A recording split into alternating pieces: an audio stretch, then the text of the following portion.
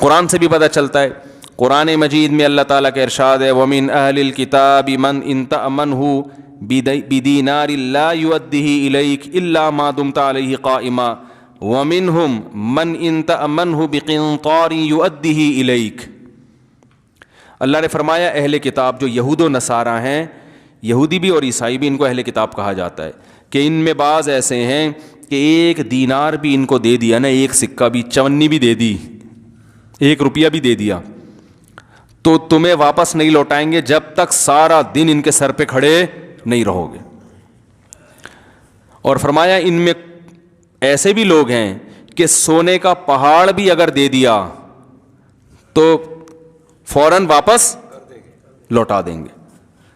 تو اللہ تعالیٰ نے اہل کتاب میں بھی برے اور اچھوں کی جو تعریف کی اس موقع پر, اس میں بھی معیار پیسوں کا لین دین. تو پیسوں سے بہت جلدی انسان ٹریس ہو جاتا ہے کہ آدمی کیریکٹر کا کیسا ہے. باقی پھر نظریات ہیں کہ نظریہ درست ہوتا ہے تو اعمال درست ہوتے ہیں. بعض لوگ کیریکٹر کے اچھے ہوتے ہیں, ان کا کانسیپٹ ہی کلیئر نہیں ہوتا بہت سی چیزوں میں, ان کو اسلام سمجھ میں نہیں آ رہا, تو پھر ایسے لوگوں کو سمجھاؤ گے تو سمجھ میں آنا آسان ہوگا. والا صحیح ڈیفائن نہیں کر رہا ہوتا, یہ تو سمجھانے والے کی بھی غلطی ہے نا. شیطان بعض دفعہ کچھ غلط چیزیں دماغ میں ڈال دیتا ہے, وسوسے ڈال دیتا ہے وغیرہ وغیرہ.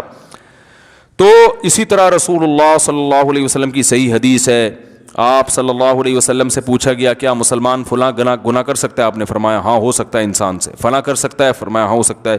صحابی نے پوچھا یا رسول اللہ جھوٹ بول سکتا ہے مسلمان؟ فرمایا نہیں, مسلمان جھوٹ نہیں بول سکتا, یہ نہیں ہو سکتا. مسلمان ہو اور جھوٹ بول دے تو کتنی بڑی بات ہے. ایک مرتبہ آپ صلی اللہ علیہ وسلم لیٹے ہوئے تھے اور آپ جذبات میں آ کے بیٹھ گئے, اور آپ صلی اللہ علیہ وسلم نے فرمایا 3 آدمی ایسے ہیں ثلاث لا یکلمہم اللہ یوم القیامہ ولا ینظر الیہم ولا یزکیہم ولہم عذاب علیم. 3 آدمی ایسے ہیں جن کی طرف اللہ کبھی نظر اٹھا کے قیامت میں نہیں دیکھے گا اور نہ ان کے گناہوں کو معاف کرے گا, اور ان کے لیے دردناک عذاب ہے. جب یہ آپ نے یہ الفاظ کہے نا تو حضرت ابو ذر غفاری رضی اللہ تعالیٰ عنہ بیٹھے تھے, انہوں نے عرض کیا یا رسول اللہ خابوا وخسروا من ہم یا رسول اللہ, یہ تو تباہ ہو گئے, برباد ہو گئے. اتنی شدید وعیدیں آپ ان کو سنا رہے ہیں. 3 دفعہ آپ صلی اللہ علیہ وسلم نے اس کلام کو دہرایا ہے. تو آپ نے فرمایا المنان, ایک وہ شخص جو احسان کر کے جتلاتا ہے, ہر ایک کو بتاتا رہتا ہے یہ میں نے, وہ اس کو ذلیل کرتا ہے لوگوں کے سامنے. دوسرا والمسبل ازارہ, اپنے ازار یا شلوار کو ٹخنوں سے نیچے لٹکانے والا. اور تیسرا المنفق سلعتہ بالحلف الکاذب, جھوٹی قسم کے ذریعے اپنا مال بیچتا ہو. تاجروں میں دیکھو کیسے جھوٹی قسمیں اٹھا رہے ہوتے ہیں. اللہ کی قسم, یہ جاپان کا, اللہ کی قسم میں نے اس قیمت پہ لیا یہ. اب آپ کو کوئی بیچ رہا ہوں گا نا کوئی چیز, آپ کو لگے گا یہ مہنگی ہے, تو خدا کی قسم ہم نے تو اس ریٹ پہ اٹھائی ہے, یہ آپ کو کیسے ہم مہنگی دیں گے؟ جھوٹی قسمیں اٹھا رہے ہوتے ہیں. کتنی بڑی شدید وعید ہے جھوٹی قسم اٹھانے پر.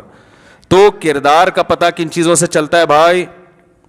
امانت سے, کہ آپ پیسوں کے معاملے میں کیا ہوں, 1 نمبر ہوں, اور دوسرا ہاں جہاں شریعت نے جھوٹ بولنے کی اجازت دی ہے وہاں جائز ہے جھوٹ بولنا. بعض دفعہ جھوٹ بولنا صرف جائز نہیں واجب ہو جاتا ہے اپنی جان بچانے کے لیے.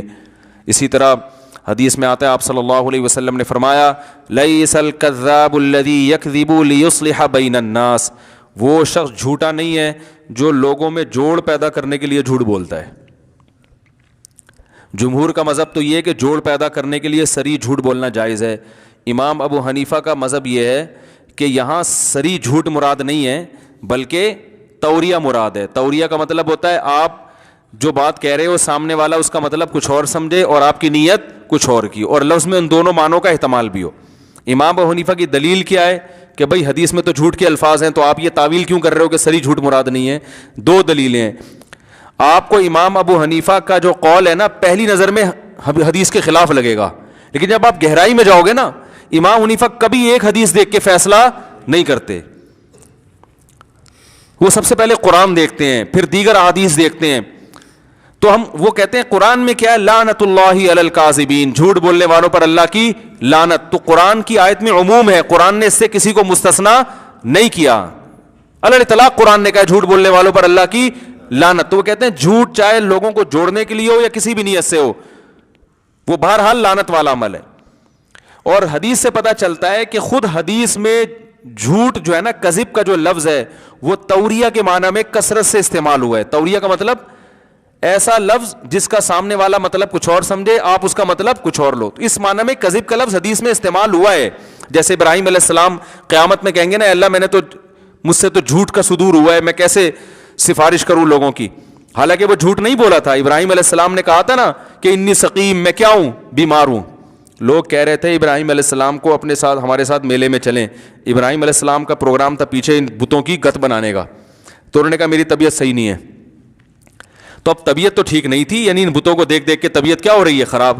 لیکن پبلک کیا سمجھی, بیمار ہے. تو اس کو ابراہیم علیہ السلام کیا کہیں گے, جھوٹ. حالانکہ یہ جھوٹ تھوڑی ہے. تو اس طرح کا جھوٹ بول سکتے ہیں امام حنیفہ کی رائے کے مطابق, کہ اس طرح کا جھوٹ آپ لوگوں میں جوڑ پیدا کرنے کے لیے بول سکتے ہیں. میاں بیوی میں سلو کرانے کے لیے اس طرح کا جھوٹ بولا جا سکتا ہے. شوہر بیوی کی محبت حاصل کرنے کے لیے اس طرح کا جھوٹ بول سکتا ہے. سب بتا دیں گے تو ہاتھ پاؤں کٹوا دیں گے نا. سمجھ رہے ہیں, وہ کہتے ہیں نا سب بتا دوں ہاتھ پاؤں کٹوا دوں. تو ایسی گول بات جسے کہتے ہیں. تو لوگوں میں جوڑ پیدا کرنے کے لیے بھی آپ ایسی گول بات کر سکتے ہیں. وہ کچھ اور سمجھ رہا ہو, آپ اس کا مطلب کچھ اور لے رہے ہو. کیونکہ آپ بالکل کلیئر کٹ بات کرو گے نا, وسیم نے ستار تمہارے بارے میں پتہ ہے کیا کہا ہے, تم تو جتنا اس نے تمہیں سامنے کہا ہے نا اس سے پیٹھ پیچھے اس سے زیادہ کہا ہے اس نے. بالکل سچ سچ پورا بھر بھر کے بتاتے ہیں لوگ لڑوانے کے لیے. تو حدیث میں اس سے ممانعت ہے بھائی, ایسی تفصیل میں ڈیٹیل میں جانے کی ضرورت نہیں ہے. گول مول ٹوپی کرا دو اس کو. اس کو ہم ٹوپی کرانا کہتے ہیں اردو میں, صحیح ہے نا. ٹوپی کا مطلب وہ جب ستار کہہ رہا ہے وسیم نے مجھے سنا ہے تمہارے سامنے یہ بولا ہے, یہ بولا ہے. ابے بھائی تم لوگوں کی سنی سنائی باتوں پہ کیوں یقین کرتے ہو؟ لوگ تو پتہ نہیں کیا کیا بول رہے ہوں گے. میرے سامنے بولا ہوتا تو میں تمہیں بتاتا نا. اب دیکھو اس میں کوئی جھوٹ ہوا, بات کو آپ نے کیا کر دیا, گھما دی. بھائی ہم نے تو اس سے تمہاری تعریف سنی ہے, وہ سنی ہوگی 3 سال پہلے ہو سکتا ہے, وہ والی اب نقل کر دو. جھوٹ بھی نہیں ہے, سانپ بھی مر گیا اور لاٹھی بھی نہیں ٹوٹی. یار وہ تو میں نے تو اس سے تمہاری تعریف سنی ہے. حالانکہ وہ ڈیٹ تھوڑی پوچھے گا کتنے بج کے کتنے منٹ پہ سنی ہے. اور اگر وہ بالفرض یہ پوچھ بھی لے کہ کب سنی ہے, اب چھوڑو یار ان باتوں میں کیا رکھا ہے ہم نے تعریف سنی ہے, اب کیا تم پولیس کی طرح انکوائری کر رہے ہو. اور یہ جو باتیں کی ہے نا اس نے میرے سامنے, تو لوگوں کی باتیں ہیں بھائی, لوگوں کی باتوں میں مت آؤ. اگر میرے سامنے کی ہوتی تو میں تمہیں بتا دیتا. اب اس میں کوئی جھوٹ بھی آئے, حالانکہ اس نے کی ہے بھر بھر کے. تو اس طرح میاں بیوی کو بھی جوڑنے کا حکم ہے اس طریقے سے. بعض دفعہ ایسا ہوتا ہے کہ کوئی عورت کے کسی عیب پر شوہر مطلع ہو جاتا ہے, حالانکہ وہ عورت توبہ کر چکی ہوتی ہے. اب آپ جا کے شوہر کے سامنے بھر بھر کے پورا بتاؤ آپ کی بیگم نے یہ حرکت کی ہے, تو وہ طلاقیں ہو جاتی ہیں. اس کو گول کر دو. ابے بھائی یار ایسا ہی پتہ نہیں بدگمانیاں بھی ہوتی ہیں خام خمیں, بھابھی تو بہت اچھی ہیں, ہم نے تو جتنے خاندان کی عورتیں ان سے ان کی تعریف ہی سنی ہے, تمہیں غلط فہمیاں ہیں. اور یہ اس طرح کر کے نا, دیکھو اچھے لوگ مارکیٹ میں بڑے چھاٹ چل رہے ہیں.